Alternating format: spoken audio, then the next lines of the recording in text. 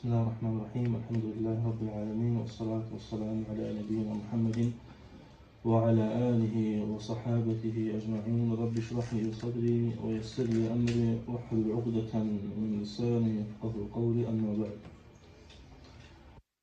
Muhterem kardeşler, emrinizi Allah Teala'dan özüme, sonra da size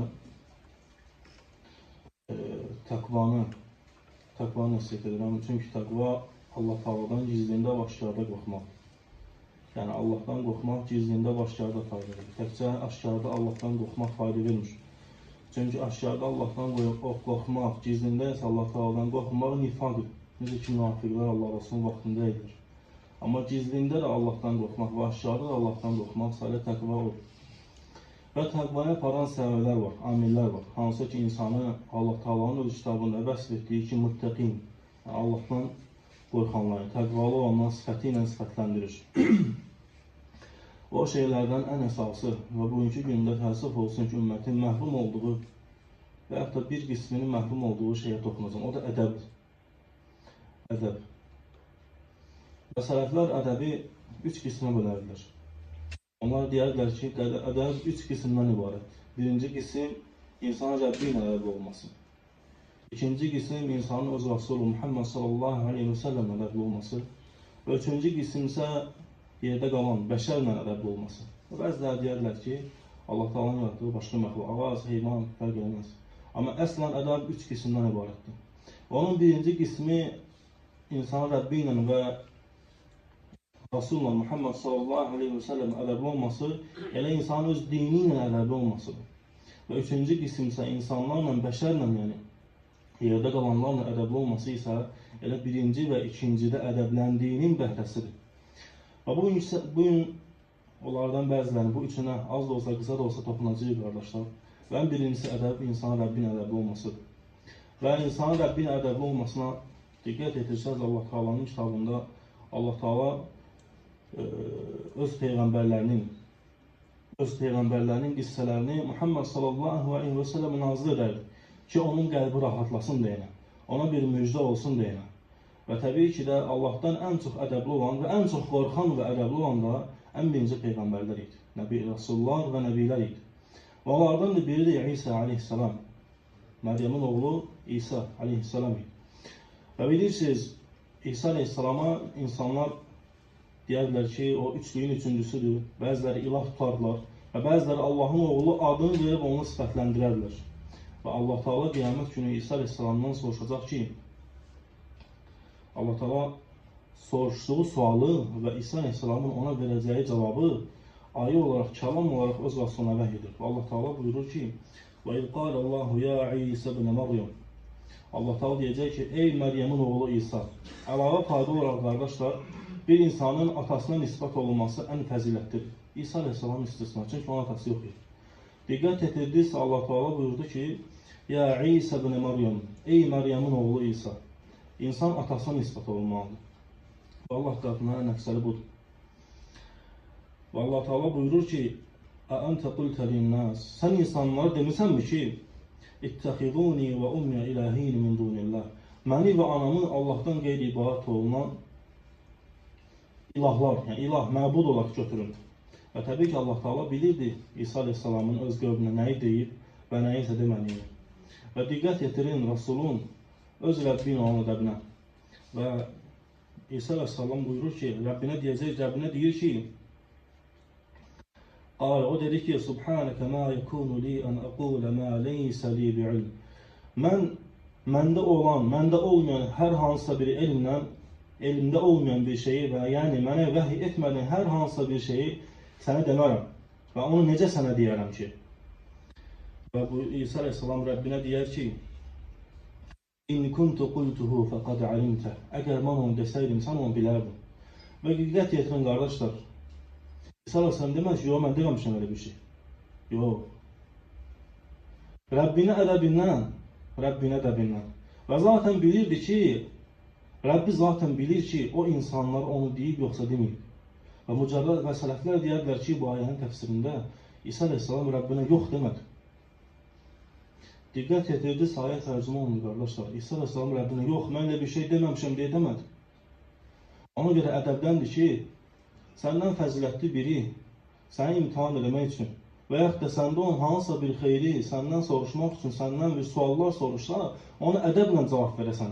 Baxmayaraq ki, hərdən yalan danışmamaq özü də əksizlik olur.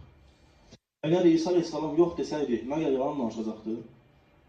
Hərdən təəssüf olsun ki, bəzi müsəlmanlar yalnız günahları əksizlik görürlər. Təhcə yalan danışmaq, bəli, yalan günahdır. Yalanlar, ümumiyyət, üzr istəyirəm. Haramlar ədəbsizlikdir Allah Taala'ya qarşı. Və hərdən də Allah Taala ilə müamiləyə məsələlərində yalan danışmasan da belə xətadır.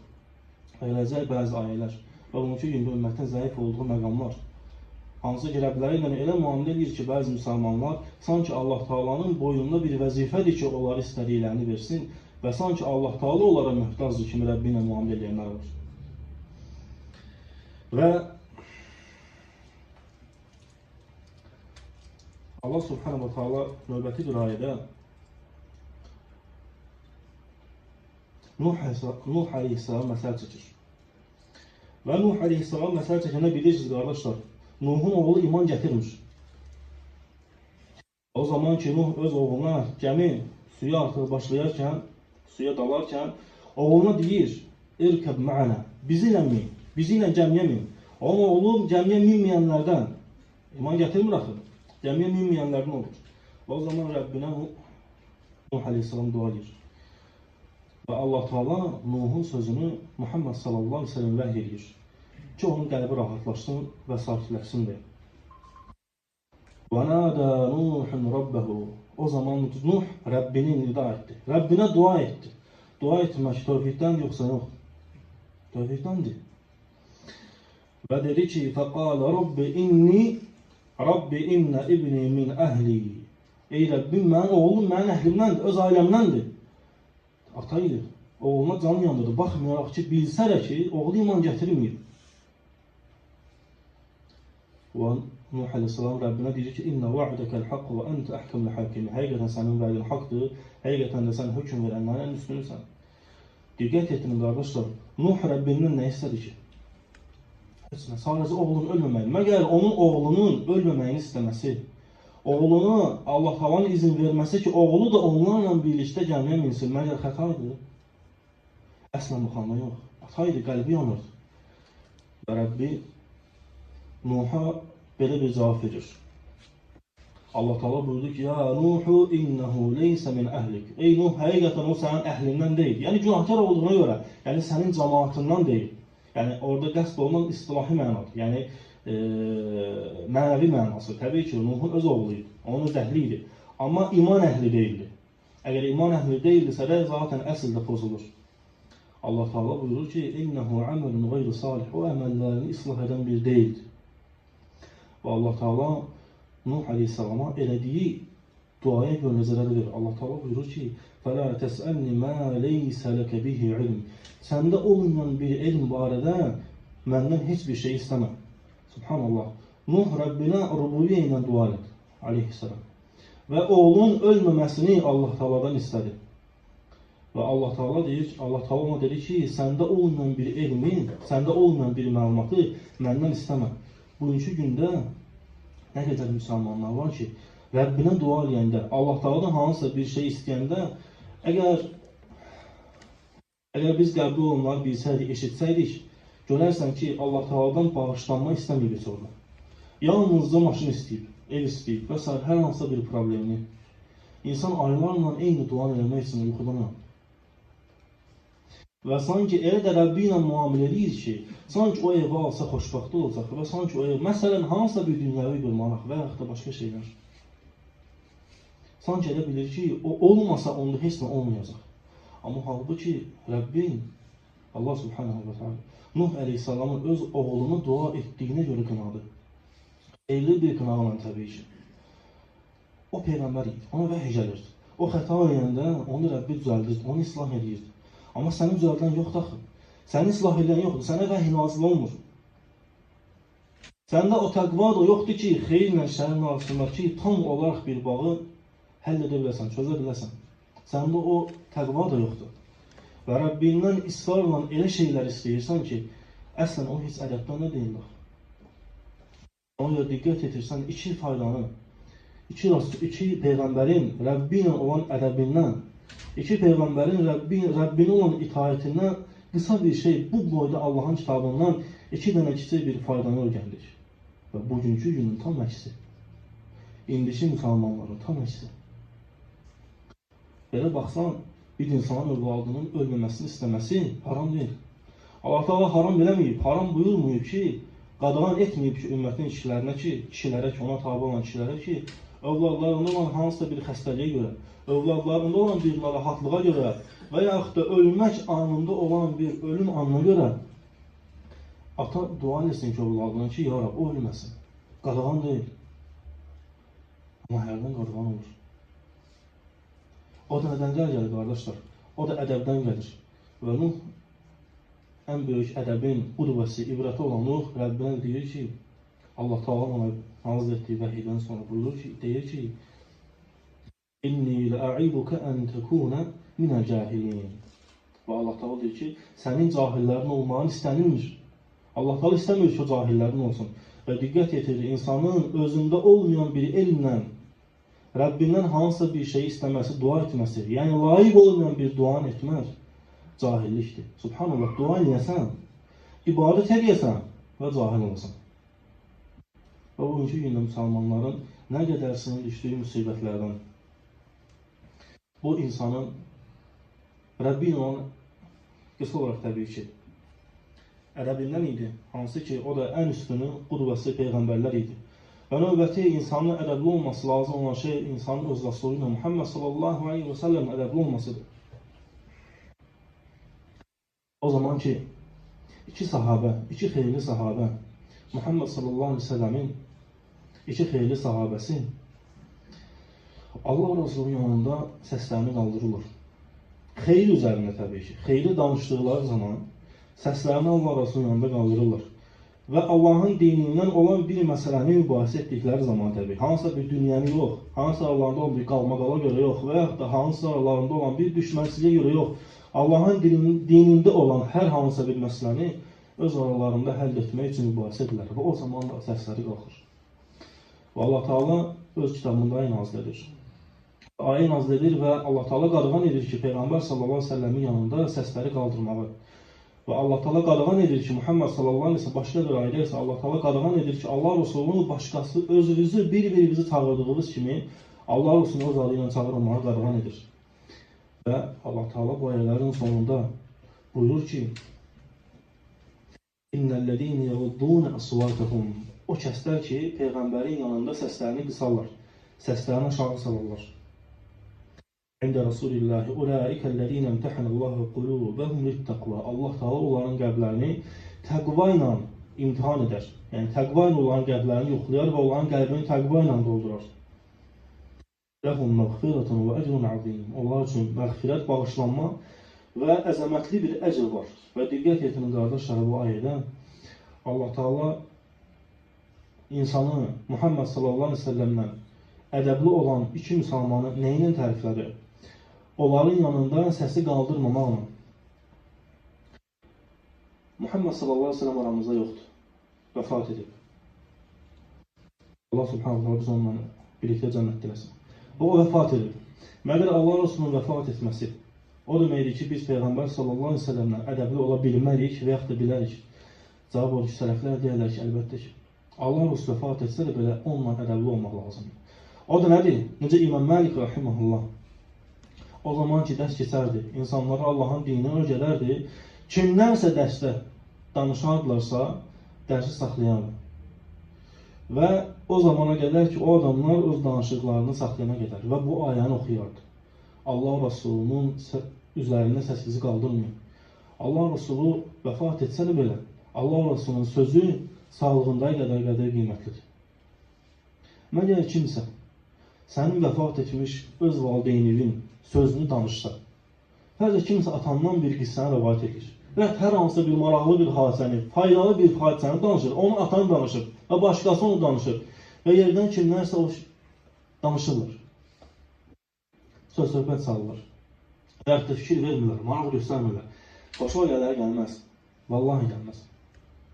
Subhanallah, o sənin atan idi. Nə nəbi deyildi, nə rasul deyildi, heç bəlkə salihlərdən deyildi. Əgər bu ədəbdən deyilsə, Allah Resulü'nün dini danışıldığı zaman, Allah Resulü Muhammed sallallahu aleyhi ve sellemin əmanəti insanlara çatdırıldığı zaman danışmaq, söhbət eləmək, başqa şeylərlə qarışdırmaq halaldır, yoxsa halal deyil. Bu ayəyə daxil olur, yoxsa daxil olmur. Sələflər deyərlər ki, daxil olur.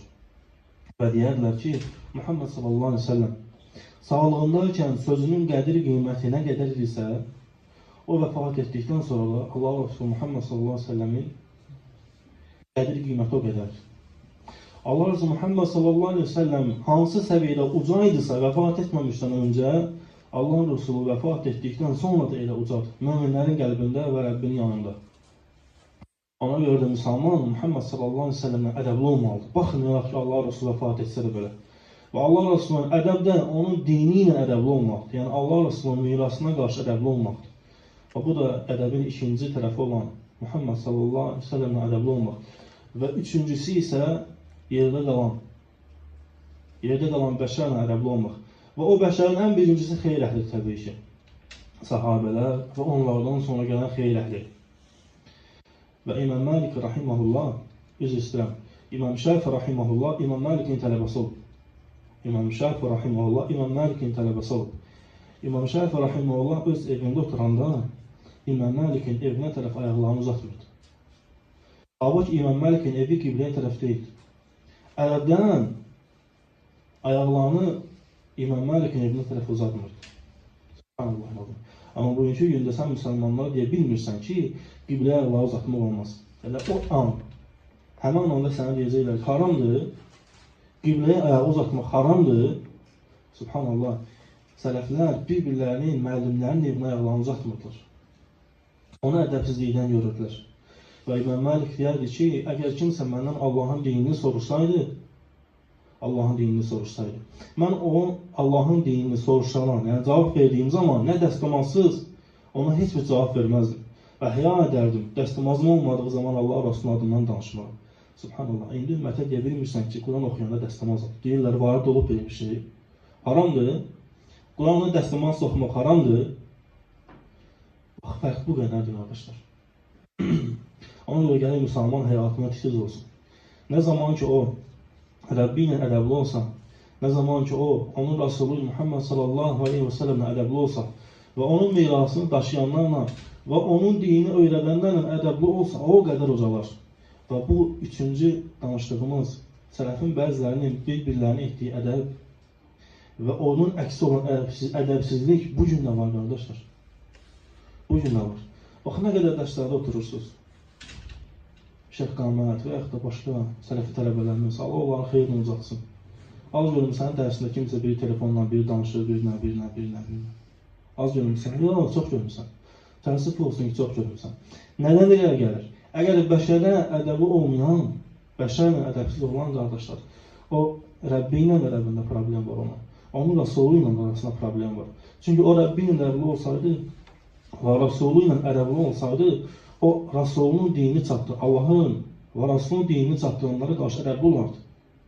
Subhanallah, hər hansısa bir pul qazanmaq üçün, hansısa bir kimsə yöntəm öyrədəndə sanki o bir söz var,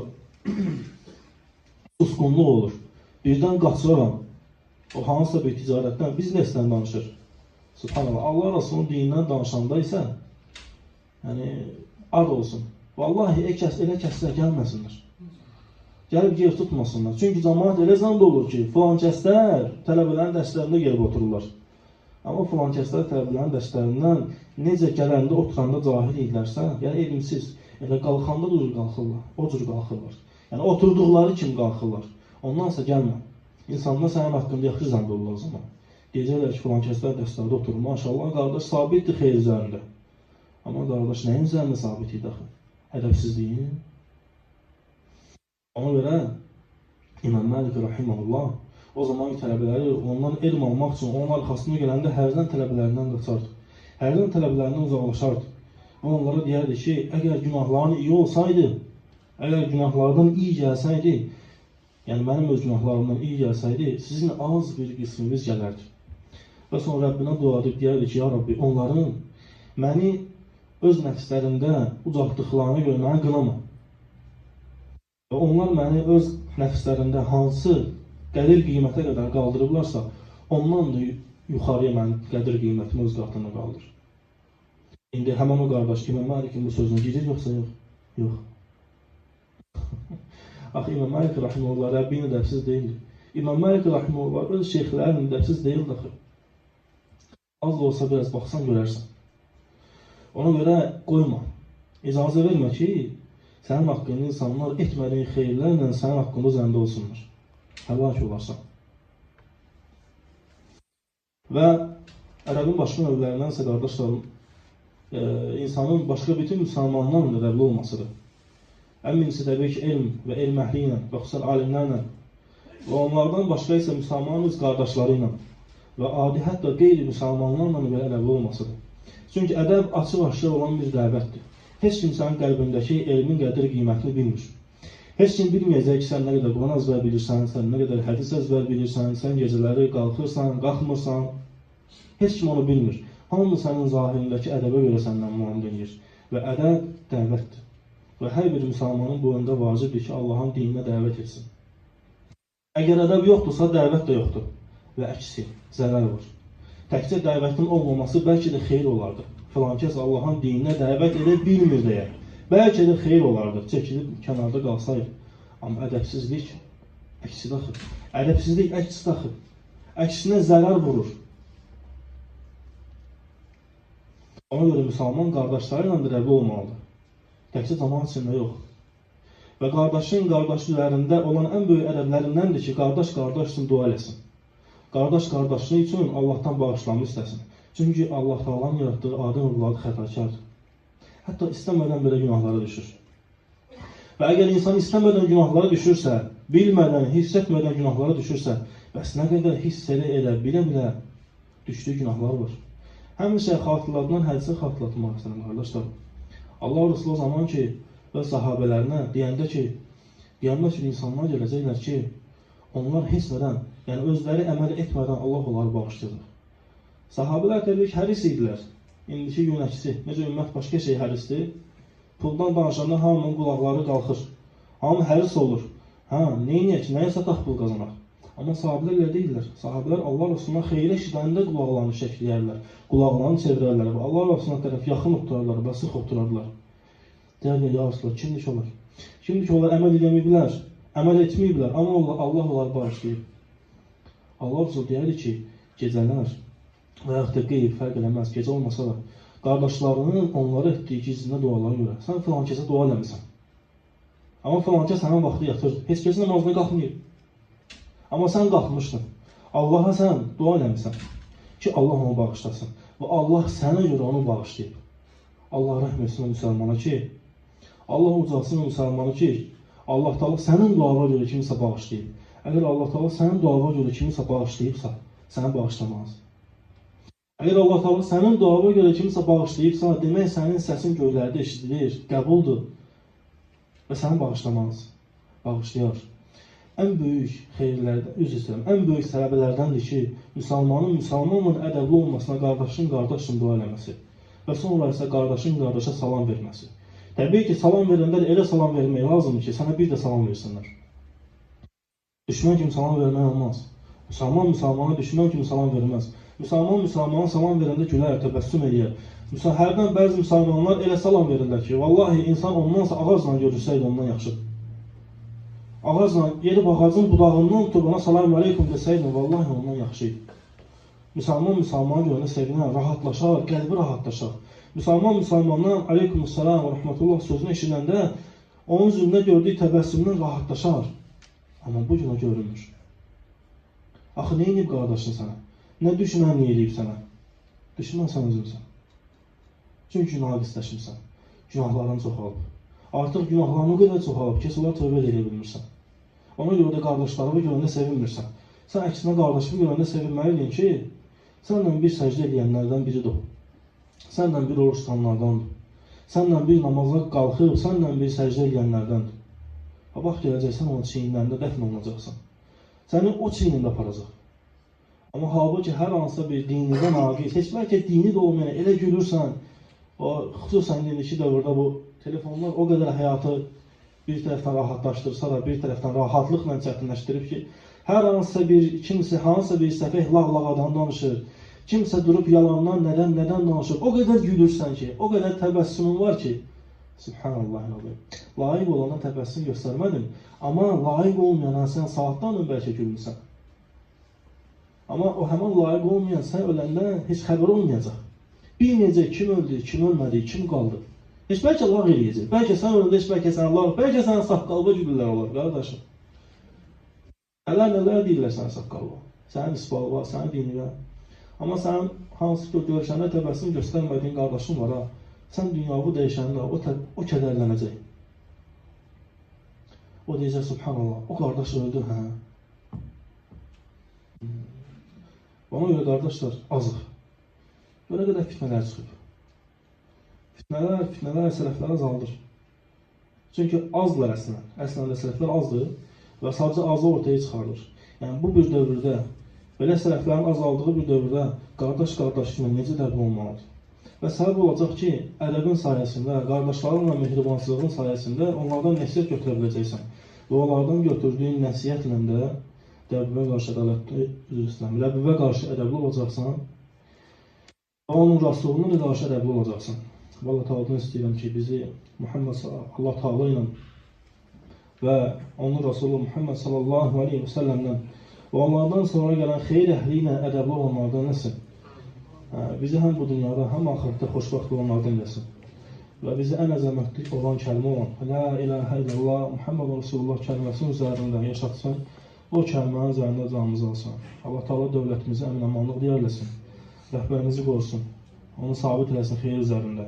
Nə ki düşmən varsa, özünün bildiyi və bilmədiyi o düşmənlərin onun ətrafından götürsün. Və bu cəmiyyəti, bu dövləti onun əli ilə əmin-amanlıq eləsin.